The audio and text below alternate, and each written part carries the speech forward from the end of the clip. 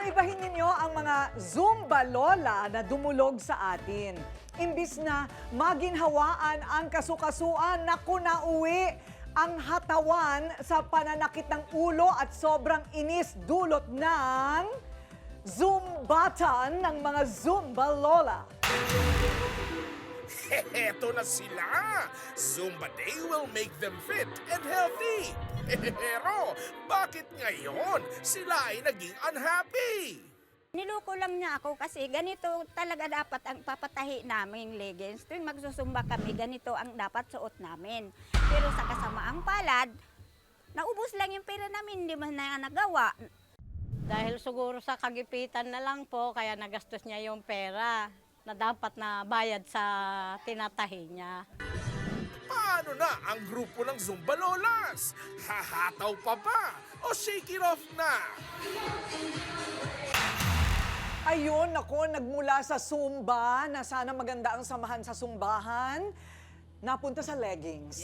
Ayun, ang kanilang pinagkagalitan ay leggings. O, ito na, yung nagrereklamo para sa kanya, costume is life. Pagdating sa Zumba, parang pero para sa inirereklamo niya, cash naman is lifer. Zumba Lola Mercy, humarap ka na!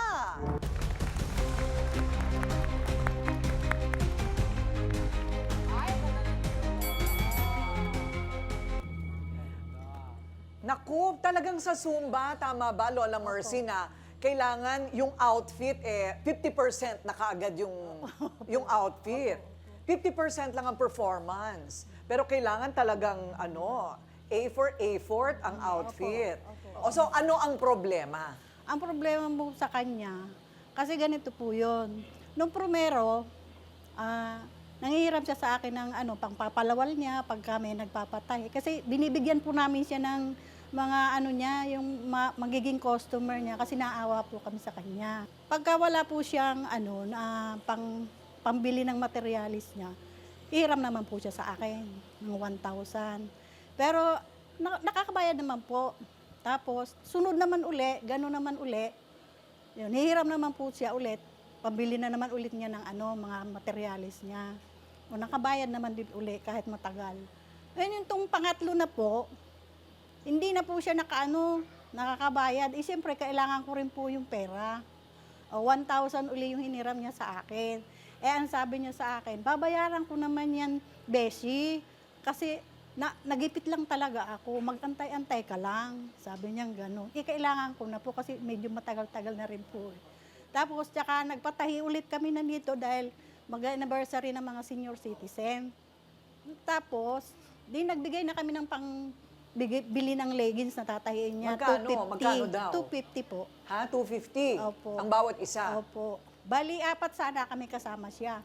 Ngayon, 3 na lang kami. Kasi hindi na nga po kami nagkaintindihan. 750? So bayad na. Bakit hindi mo na down payment? Ako hindi ako nagbabayad ng buo. Kapag Binigay mo na po namin sa kanya. Okay. Tapos, ang katuwiran niya sa amin, pasensya na kasi nagastos namin yung pera. Ay, Ayun oo, po. nagastos. Dahil, siyempre, meron saan po. nagastos? Buti namin niya na nagastos Opo. niya. Inaamin niya naman po. Tapos, pagka magsusumba na kami, makikita namin siya nandun sa may sulok. Kami dito na kami sa may bungad. Kasama ng instructor namin. Tapos, pagka yung parang malapit na siyang matapos yung namin, sumba, mawawala na siya. Kasi ayaw masingil. Umiiwas nga po siya sa amin. Pero Lola Mercy, alam mo, idaan mo na lang sa sayaw yung galit mo. Talaga. Isayaw mo na. Pakita mo nga sa amin, ano bang mga natututunan mo sa Zumba? Sige nga, pakitaan mo nga kami ng konting expert. Ito po ang pinagkagalitan nila Zumba, okay? So, tingnan natin kung ano ang punot dulo ng away na ito. Ayan, music please.